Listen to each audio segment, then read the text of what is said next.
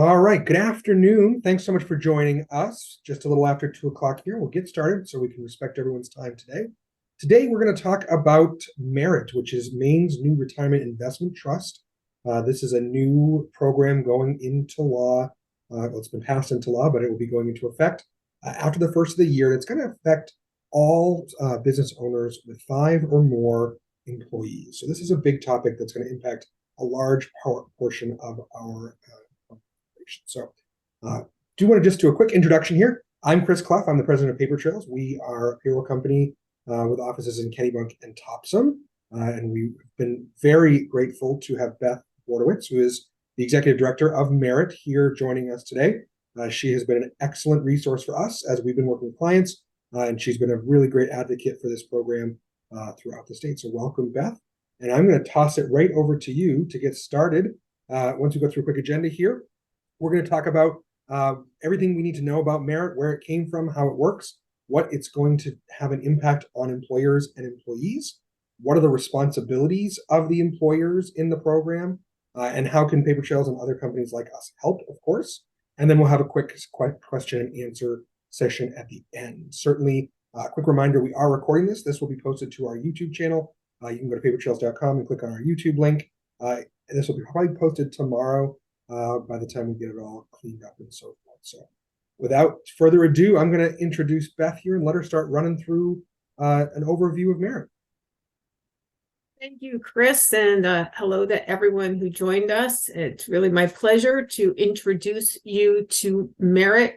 As Chris said, this is a state-sponsored, or as we like to say, state-administered program that has been developed by the state to alleviate the retirement savings gap. So the state, as a matter of public policy, saw that there was a big retirement savings gap in Maine, and they took the approach that has been followed by 7 states before them and developed a auto enrollment Roth IRA retirement program to be run by the state. And they did this in part because research shows that people who have a workplace retirement option for savings are 12 to 15 times more likely to save for their retirement. So the state considered that an important thing to put in place. And what they chose to put in place was, again, a state-administered Roth IRA retirement program. So this sets a requirement for all Maine covered employers to either offer a qualifying employer-sponsored plan, and we will talk a little bit later about what is a qualifying employer-sponsored retirement plan for their covered employees, or they must register and enroll their employees in Merit, our state-administered retirement plan. So I'm sure you're asking, so who does this really affect? And that was set up by the legislature. So covered employers are any for-profit or a nonprofit entity. So again, nonprofits are covered by this. That's a question I get regularly. Have been in operation for basically 2 years and have 5 or more W-2 employees. And those employees can be part-time. So if you have a part-time employee, they are included in that count. If you have seasonal employees, they can be included in the count. It will be based on the number of employees that you have on the day you register, although the information that we will have from the state is an annualized average number of how many employees you had. And we can talk a little bit later about seasonal employees, but I'll just say that every employee who works for you for 120 days will need to be registered with Merit. So you may register on day 1 with your regular onboarding, or you can wait till the employee has been there 120 days. But once they've worked 120 days, they do need to be enrolled in Merit. And so Merit is included basically is required. It will be available to all employees who, as I said, part-time, full-time, temporary also. If they're W-2 temporary, they are also counted. And only employees who are 18 years or older And that's more of a federal banking requirement than anything the legislature is putting in effect.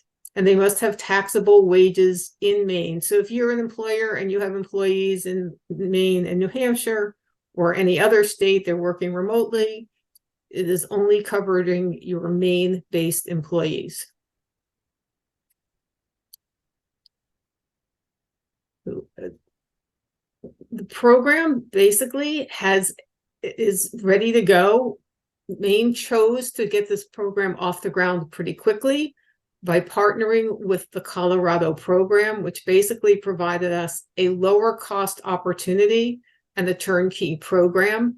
And those costs are costs of the program for the employees. So basically the fees charged by the program for the employees, that's what is lower cost. And then we're able to get the cost that Colorado was able to negotiate, as opposed to what might have been higher cost for a lower asset program in Maine alone.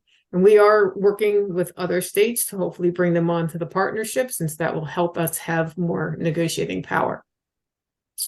Vestwell will be our record keeper. Some of you may be familiar with Vestwell. They are a fintech company, financial technology company that very much focuses on record keeping, either in the small employer and mid-employer size 401k type program.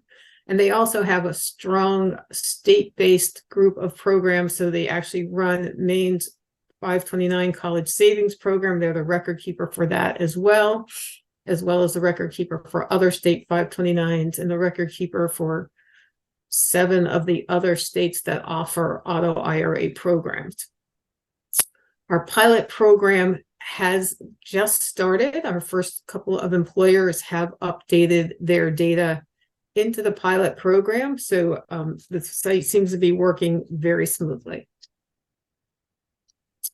And Chris has here our website, that's mainsaves.org. And just to be clear, that is the sort of the organization website. Your enrollment portal is going to be meritsaves.com. So that's where you will be looking for information. That site is live right now, meritsaves.com. So if you want to take a look at what it will look like, you're welcome to go on and have a look at the site. It's not, as you'll see later, because of the way the process works, it's a little early for anyone who's not in the pilot to enroll, but you can certainly take a look around and see what the site looks like and what it has to offer. So there's a process, and this is what I mentioned earlier about the site's not quite ready to operate yet. So the way this program works very specifically is that employers will receive an email in most instances, or if we don't have an email address for the employer, a letter to register for the program. And that letter is going to say, dear employer, you are required by the state of Maine to register with this program. And you need to either go online and say that you are exempt or enroll in the program. So it's pretty straightforward. If it's an email, there's going to be a link right to the program, and you can just go online. Your letter will have a unique access code in it. So you will enter your EIN and your access code, and you'll be identified as that company for the program. If you're exempt, I'll say when you go to the site, you'll be in a radio box, a box that says ready to register. If you want to go exempt, you'll go to the next radio box and say, I want to exempt myself. Then you'll get just the options for why you can exempt, that you offer a qualified plan or you have less than 5 employees. You'll click that radio button and then you're done. If you need to register, if you do not have a qualifying plan, then you will again go to that same site and you'll say you're ready to register for the program, and you'll be walked through the process for entering your employee data into the plan. And I will add it to, we can stand aside, Chris, it's fine, but just to add, you will receive a series of letters. So your first letter is going to come in late January or early February, and it's going to say, program is open. Be the first to offer this opportunity for your employees. And that's great. Get in there and get enrolled. And then as the deadlines approach, April 30th for employers with 15 or more employees, or June 30th for employers of 5 to 14 employees. As that deadline approaches, you will get more letters, more reminders to go ahead and register for the program, and just it'll either be emails or letters. Again, emails, you can just click on the link. Letters, you'll need to enter the information. Just go to a browser and it will come right up. So Chris, over to you. Yeah, so obviously we've mentioned a couple of times, if employers already have a qualifying plan in place, they do not have to enroll in Merit, right? So these are any tax qualifying plans, the 401ks, the 403bs, the simple IRAs, the 457s, those types of employer-sponsored plans are considered qualifying plans, and you'd be exempt from enrolling in the Merit program. Doesn't matter how you have this set up. Certainly we know with the 401ks and 403bs, there's lots of different rules, eligibility rules, lots of levers and switches that you can tweak to make your plan your own. None of those matter as long as you have a plan in place, right? And Beth mentioned last time that even if you do have a qualifying plan in place, you still have to take action when you receive that letter, right? You can't just do nothing. You have to log in, say you're exempt. I have a simple IRA. I have a 401k in that regard. And Beth did let us know that they're going to do their best to try to pull from Department of Labor. Anybody that files a 5500 form, they're going to try to pre-mark those as exempt, so that will help folks with this process as well, hopefully to streamline things. Certainly we know if a 5500 form isn't filed, if they're doing a simple IRA or things like that, they're still going to have to go in and mark themselves as exempt. So, but the nice thing is employers can control their own destiny and pull in one of these plans if they don't already have. Thank you, Chris. Yep. Yeah. So as Chris said, we will be trying to exempt as many employers as we can. If you get a letter, you should go on and then exempt yourself. And if you do not offer a plan and you do not get a letter, you should also make an effort to exempt yourself so that we know that you're exempt if you are exempt. And if you don't get a letter, you are also required to register. So we're going to do our best to notify employers, but it is the job of the employer to register. But we are focused on making it as easy as possible for the employers, which goes right into our employee details. So there are no costs from the program to employers, and the employer takes on no fiduciary responsibility for this program. So we'd like to talk about the employer facilitating the program. They are not sponsoring the program. They are merely a pass-through, and we try to keep the employer role as simple as we possibly can. Because the employers are not allowed to match contributions, again, that's part of just facilitating the state program. Our implementation will begin in late January. It'll be definitely after the Martin Luther King holiday and some of those early year things that employers have to do that keep them scrambling. So we're conscious of that, and we'll be starting later in the month of January. The exact date is not set yet, but it will be announced. And the first round of letters will go out the end of January, beginning of February. Employers with 15 or more employees must register by April 30th, and employers with 5 to 14 employees, or anyone who hasn't registered before, must register by June 30th. There are penalties for noncompliance, and those will start being assessed in July of 2025. So there's time before penalties, because our goal here is definitely not to be penalizing employers. Our goal here is to offer this opportunity to employees. So I can't even answer a lot of questions about the penalties at this point. Some of it's in the statute, that part's pretty clear, but how they're going to be in place is still to be worked out with the state attorney general's office. but they will be in place because they are an important component of the program. Great, Beth, can you tell us how the employees are going to be impacted with this program? Absolutely, yes. So the employee will receive, once an employer has uploaded all their employee data, the employee will then hear from the company, from the program, not the company. It will be us. We will be notifying the employee that they have 30 days to make a decision about what they want to do. So an employee will be automatically enrolled unless they choose to opt out. So an account will open for them unless the employee gets online or calls Vestwell and says, I want out. If they do not take any action, a Roth IRA will be opened for each employee, and 5% of their payroll will be identified as the contribution into that account. And the employee will be invested in a default investment option, which for the first 30 days is a capital preservation account, and thereafter is a target date fund. And the employee will be invested in the target date vintage that most closely matches with an expected retirement at age 65. The employee has the ability to change all of those things. They can contribute any amount from 1% to 100% of their salary. They can choose again to opt out completely. They can change, they can make investment choices. They can choose to invest in an international fund or a bond fund or different vintage than that retirement year, or any combination of those items.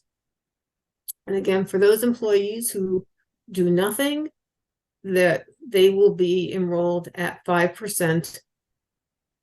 And then the employer will be notified of those employee choices. So the program will notify the employer of those employee choices. So, Beth, this is a Roth IRA, so it's post-tax contributions from the employee's perspective, Right. which is a little bit easier from a payroll perspective. There's no tax changes that need to go into that. This year for 2023, and I don't believe it's changed for 2024 yet. I haven't seen the limits, quite frankly, but $6,500 for those under 50 with $1,000 catch-up, so a total of $7,500 contribution maximum into this plan every year for the employees.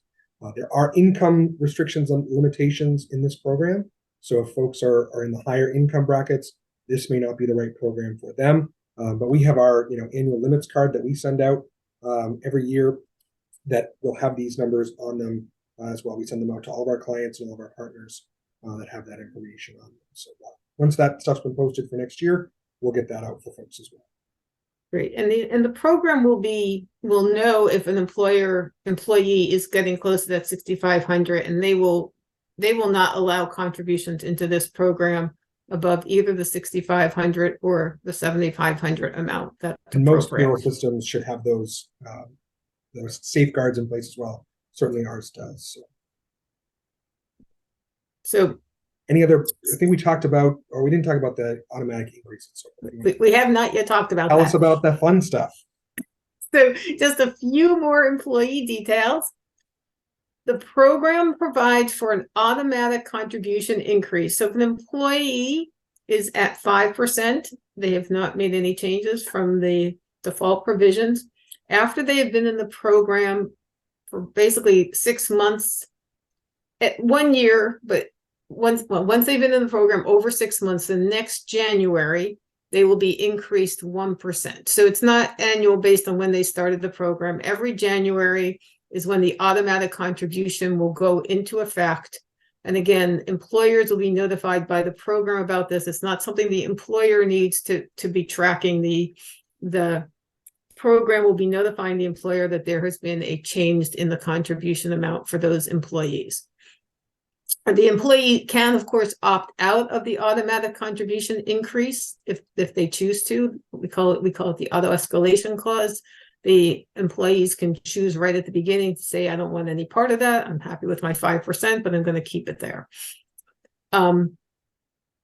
If an employee opts out of the program, they can opt in at any time. And under our statute, the board will consider periods of time at which they will be automatically re-enrolled into the program. That has not yet been determined. It will be no more annually than once a year. I was reading today that there's some federal legislation that might put that in place at the federal level every 3 years. So we'll be watching the sort of broader retirement space and trying to make sure we're consistent with what makes sense. But that has not yet been determined by the board, but it will come because the statute says we're supposed to do that. The accounts are portable, so when the employee has an account, it is theirs. If they worked 2 part-time jobs and they have, both employers are enrolled in Merit or registered with Merit, the funds will go into the same account. So an employee will have one account, and if they move to a different employer, again, they will have that same account. They can take that account. They can, if the employer offers a retirement plan, they can roll it over into their new retirement plan. Or if their new employer offers Merit, funds will just be consistently added into the original account. It's even true that if an employee, let's say, works in Maine for the summer and then they work at the ski resorts in Colorado for the winter, since Colorado is a Vestwell customer, they would be matched up actually into the same account. So we're trying to keep this. We know there's going to be a lot of small dollar accounts, but we're trying to keep them as consistent as possible and make it as easy as possible for the employee to keep track. So the employees, again, they own their account. It goes with them. It's portable. And if they have an option at some other point to roll it into a different retirement plan, they can certainly do that. So going forward, we get a quick summary of the employer responsibilities again, right? Right. So we've talked about most of this. The employer is, again, the facilitator. That is their role. They will receive their email or letter. They will register online in the portal. They will then, once their information is uploaded, they've got nothing to do for the next 30 days. Then the program will be contacting the employees. They will contact the employees 3 times by email or letter in that time period. And then once that 30 days has passed, the employer will receive an email from the company saying, here are the number, here are your 7 employees and how much needs to be contributed for each of them at your next payroll. And the process is not complete from the employer side. They've not complied with the law until they've started doing those payroll contributions. And then the employer just needs to maintain. So when they onboard new employees, this becomes part of the onboarding process. And as employees make changes, which really doesn't happen very often, but if they make changes, then it'll be up to the employer to make that change from 5% to 6% of payroll contribution. So that is basically, so we try to keep it as simple as possible for the employer. And I know Chris will talk about this a little bit more, but one thing an employer can do when they enroll is choose to have as many people as they want on their administrative team. So that can be your HR manager, it can be your CFO, and it can be your payroll provider. So I know Chris will talk about that a little bit more, but just so you know, you can have partners. So let's talk about that. So certainly we encourage all of our clients to work with their trusted advisors, whether that's us or somebody else, to help them manage this process. And we certainly know that a lot of financial advisors and accountants are going to be part of this process as well. At Paper Trails, I can speak to how we will be supporting our clients. We do have direct integrations with most retirement providers. So whether that is a 401k, we have over 100 integrations with 401k providers. We do not have any direct integrations with simple IRA providers, but we work with clients to make sure they're sending a check or giving them Excel files or CSV files to upload to the appropriate websites. And we will have an integration with Vestwell for Merit. So we are helping to pilot this program with Merit. We have a couple of clients who are enrolling, and we're getting those file formats and the integration set up for that. So we will be testing and implementing a direct integration with Merit that will allow for the auto upload of census and contribution information every week, right? So for every payroll. We build out all the plan details within payroll. So if you're using a 401k, for example, and there are eligibility requirements, we'll build all that eligibility requirements in there so that those employees that are supposed to be enrolled are actually enrolled, and those that are not to be enrolled will not be enrolled. And we'll be using that with the Merit program as well, because certainly we know that this will only be Maine employees. We know this will only be 18 plus. So there are, very basic eligibility requirements with this program, but certainly we want to make sure that we're helping our clients maintain compliance. So we do have a full benefits open enrollment platform as well, which would include any deferred comp or any retirement programs that you're enrolling in. So employees would be able to go in and enroll online. We do, again, have a lot of integrations with those carriers. This would not necessarily be something for Merit, but with those other qualifying plans, we have all of that information and ready to go. So, and again, we can create the custom reporting, whether that's in or out, for clients in any situation as well. And certainly to all of our clients, we don't provide retirement solutions. We're the payroll guys, but if you do want to implement a qualified plan, we have great folks that we work with that we can make recommendations to. So, and certainly we're happy to help clients, and we will be helping clients set Merit up as well. We've already done a lot of outreach to our clients who will be required to manage this, and are trying to put some plans in place so that nobody's caught flat-footed come January and February when this needs to be rolled out. So we're really trying to be proactive in making our clients' lives a lot easier going forward. So that's kind of a quick overview of the program.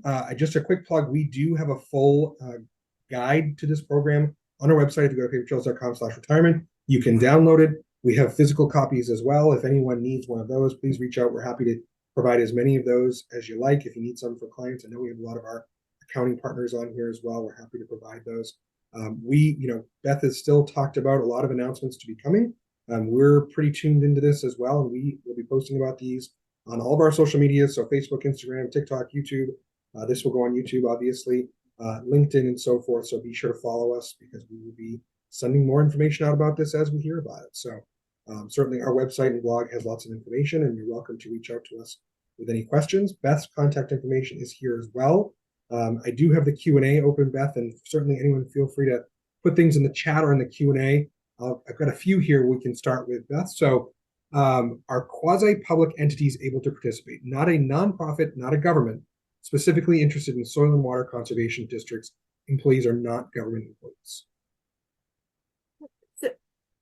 So that's a great question. Our statute specifically says that governmental entities are not covered employers.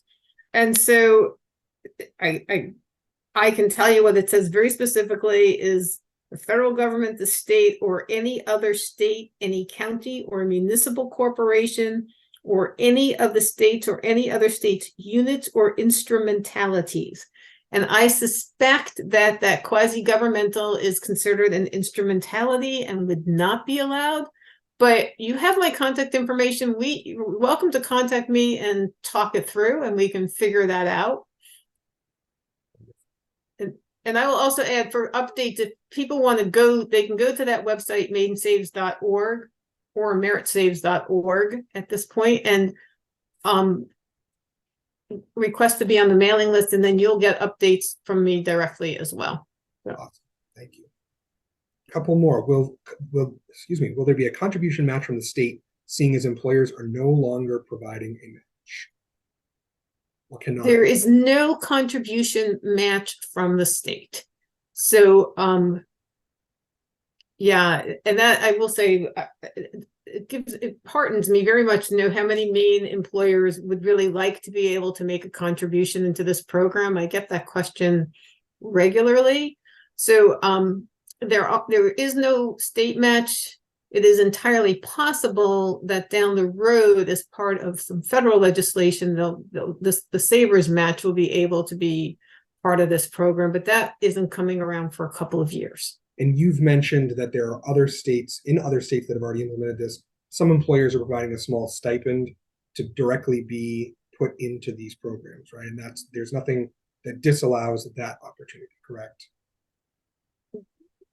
There is nothing that disallows an employer from providing an employer additional salary and saying, I hope you'll use it this way. But of course, then it'll be the employee's salary and they'll be able to use it however they would like.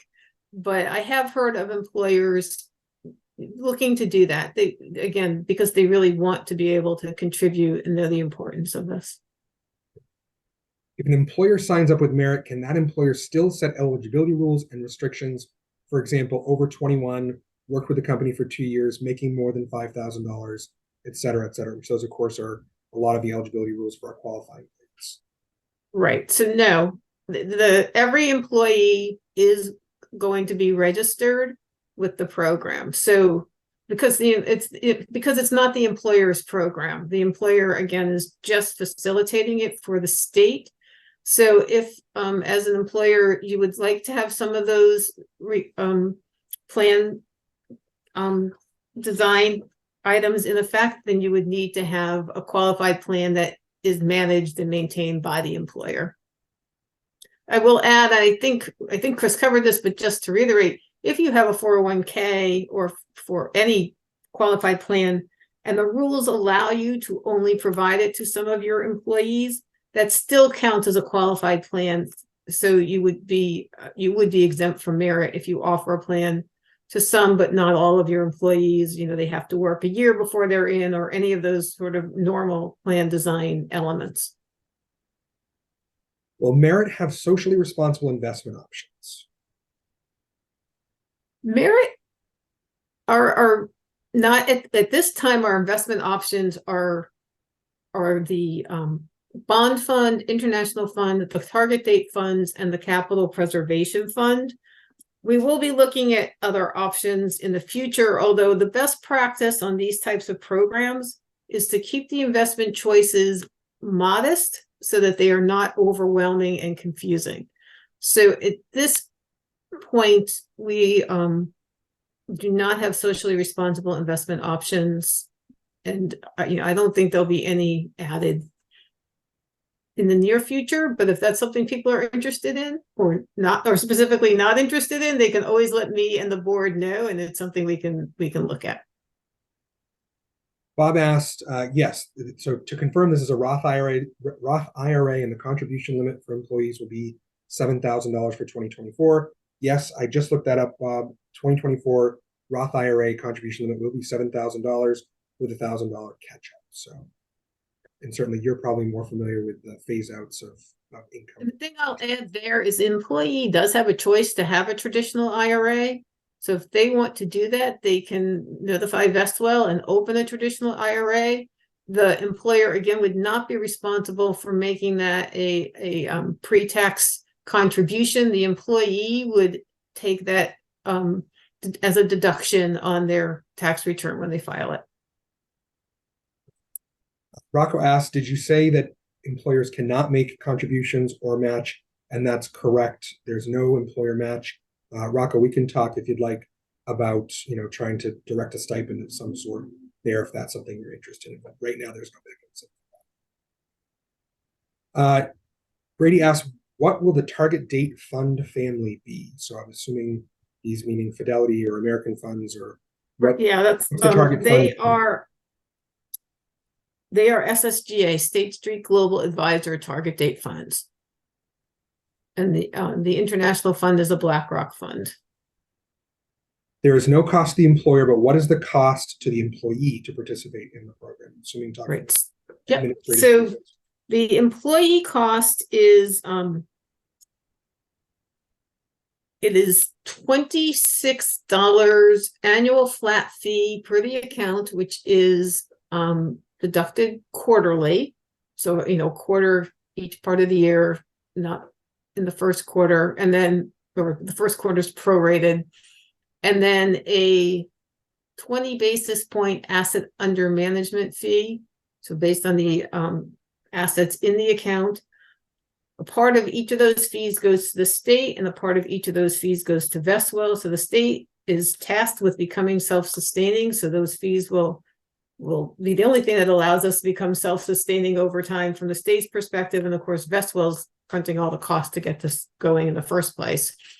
And then there's underlying fund fees, which range no more than, I want to say, 10 or 11 basis points, and most are lower than that.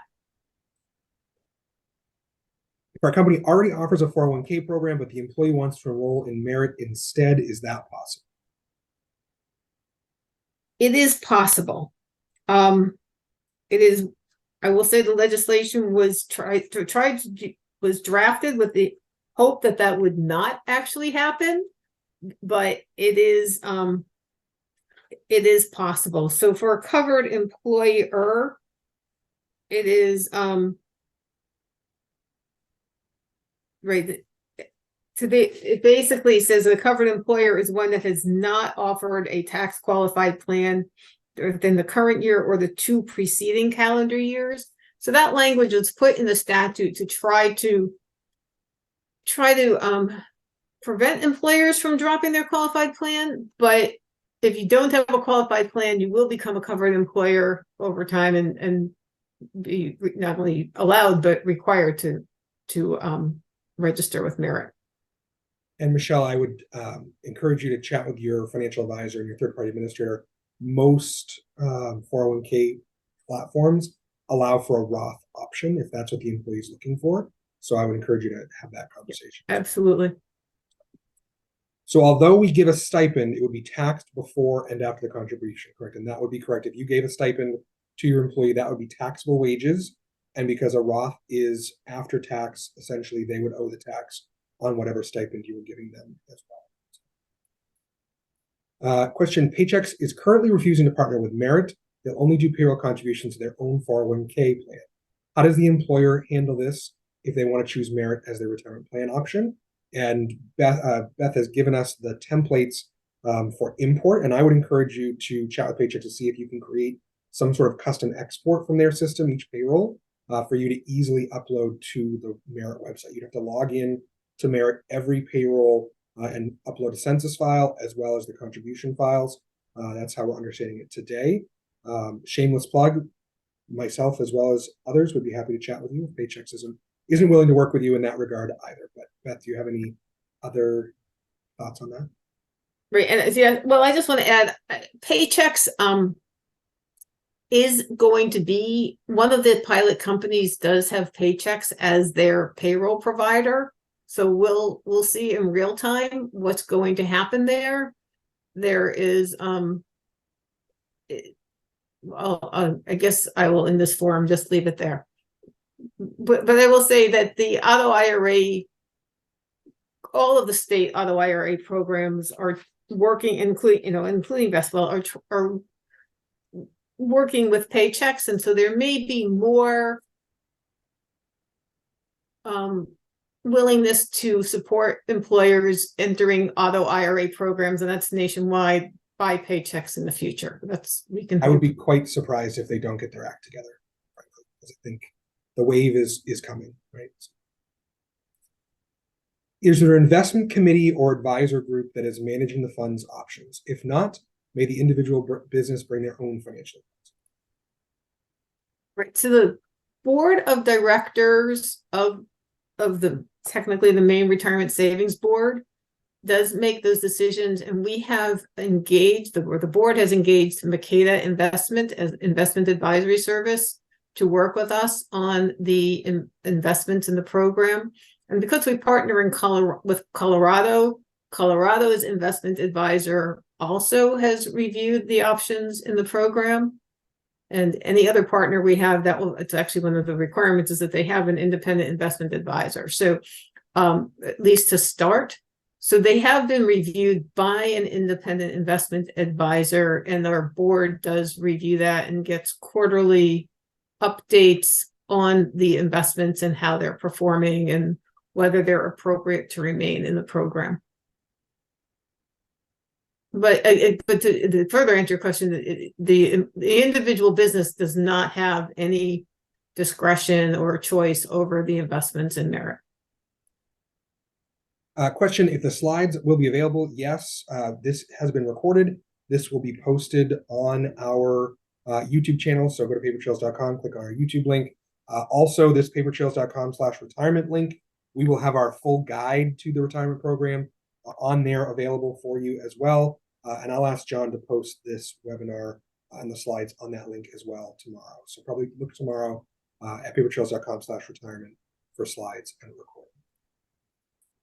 The dates required for employers to be in compliance.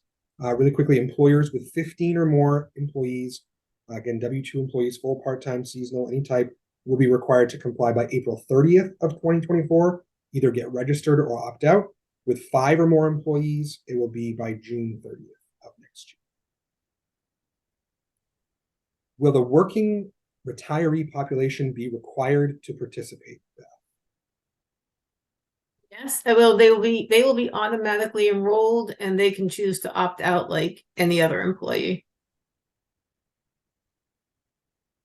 Question that I would probably defer to the employee's accountants, but does this reduce the amount an individual can make into another Roth IRA?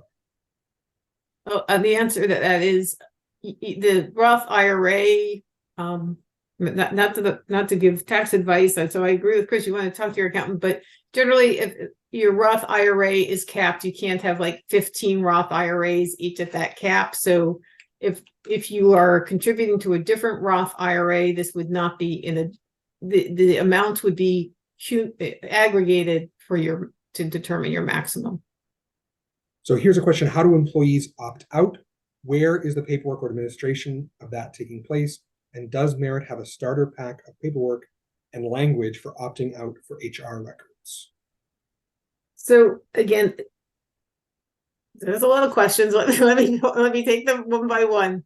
So the employees opt out online. So again, they will mostly be getting emails from the program and encourage them to go to the website and open their account. And so it's a pretty easy to use portal. They'll enter it, and that's where they would opt out. If you have employees who some will get letters if they don't have an email. Employees, if they want, can opt out. There will be a phone number. They can call Vestwell. There's a call center, and they can call Vestwell and opt out if that's a more comfortable option for those employees. So there is no starter paperwork and opting out for the HR records, because again, it's not the employer obligation to keep those records. It's the program's obligation, and then we let the employer know. So HR, it will really come more through payroll than HR, unless of course the HR manager can be identified as part of the administrative team, and then they can get all the records as well. And then they'd be able to download information from the portal. Someone that came in late, if they already have a simple IRA set up, what do you do? If you already have a simple IRA, you have a qualifying plan, and you are able to exempt yourself when you receive the paperwork in your email or by letter. Right. I'll just reiterate, exempting yourself should take under 5 minutes. It's a very easy process. Is there a penalty for opting out of the program? No. Not for employees, except that they're depriving themselves of the benefit of retirement savings, but there's certainly the employees it's their money, they can do with it what they will. Have you created a script for employers to help explain the program and requirements to employees? We have not. There will be some online, some sort of fact sheets that will be available that employers can use. Again, we understand that there's a line, right? Employees look to their employers for help with these things. And so there will be a fact sheet. On the other hand, we really are very strongly focused on employers just facilitating and not offering advice. So just there's going to be that line there. But yeah, we know that employees are going to come to you, so there will be some tools. Question: if a company wanted to make a contribution, wouldn't it be more advantageous for them to offer a simple plan rather than trying to do a stipend? I would say yes, but again, certainly consult with your accountant on the benefits of deductibility and so forth. If the employer wants to make some sort of contribution, generally speaking, it would be more advantageous to have a qualified plan, like a simpler 401k.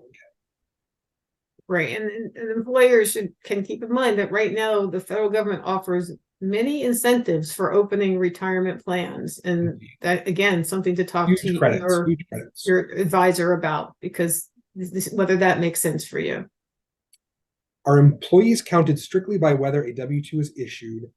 Example, no full-time equivalent. So it's as soon as you have one body, that is one employee. Is that correct, Beth? That is correct. So when you have 5 bodies, you are eligible. Right. If you have 5 part-time people, that's 5 employees. So it's not a full-time equivalent conversion like ACA or some other programs. Right. Do we as an employer who does offer a 401k need to do anything to report to the state that we are exempt? Yes, Luke, when you get your email from the state, you will have to log in and mark yourself as exempt that you have a 401k program. The state's going to do its best to search the Department of Labor to see if you filed a 5500, and if so, kind of auto exempt you. But you will need to log in and mark yourself exempt when that happens. And last but not least for the moment, we have one more. If an employee changes their contribution amount to 7%, for example, will their contribution amount automatically increase to 8% the following January? Yes, up until 10%. So if the employee has changed their contribution to 11%, there'll be no more auto escalation. But if they're at 8, then it would automatically escalate the next January till 9. And the last question I have here is, will there be cost to the employers from payroll providers? I can only speak for myself, right?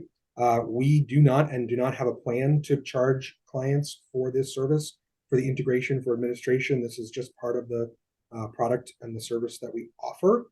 I have heard that there may be, from some of the other friends in the industry that we work with, they've considered charging potentially a weekly fee or something like that. I think you need to speak with your particular provider in regards to that. But certainly I can tell you at this point, Paper Trails does not have the intention of charging for that. We already do this with all the qualified plans. We'll do some sort of integration if we have it, or make your life easier if we can in that regard at no cost. And I don't know, Beth, if you've heard from others in that regard. I have heard some payroll providers say that they will. I've heard most say that they won't, and that they're going to work with their customers. So I expect that most are going to come around once it becomes not consistent. Once it becomes consistent in the industry, or mostly consistent, that payroll providers are not charging, and the program makes the integration as easy as we can. And I hope, Chris, that we've been making it easy for you and others, that there should be no reason for a payroll provider to charge. But I have heard that some may. Okay, yeah. And I mean, certainly there is a setup process for sure. From my perspective, I see a little bit of a heavy lift at the beginning, but once it's set up, the integration is pretty easy and should be good to go from there. So, right. And I can say from my part, every payroll provider I talk to, I encourage them to contact Vestwell as soon as possible to start learning what they might need to do to set up an integration. And I think some find that the payroll software that they are using has already been set up for an integration in another state offering this program. And so the integration can go relatively quickly because some of the processes have already been figured out. Well, good. I think we've hit the end of the Q&A for today, but certainly feel free to reach out to our team, reach out to Beth with any questions. Stay tuned for more information. Definitely get over to mainsaves.org or meritsaves.com. Is that the right one, Beth?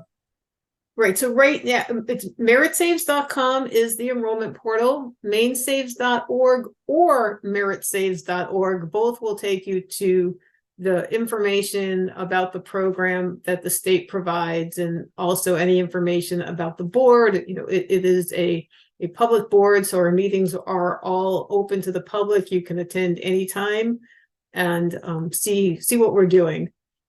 And that's done through Merit, meritsaves.org or mainsaves.org.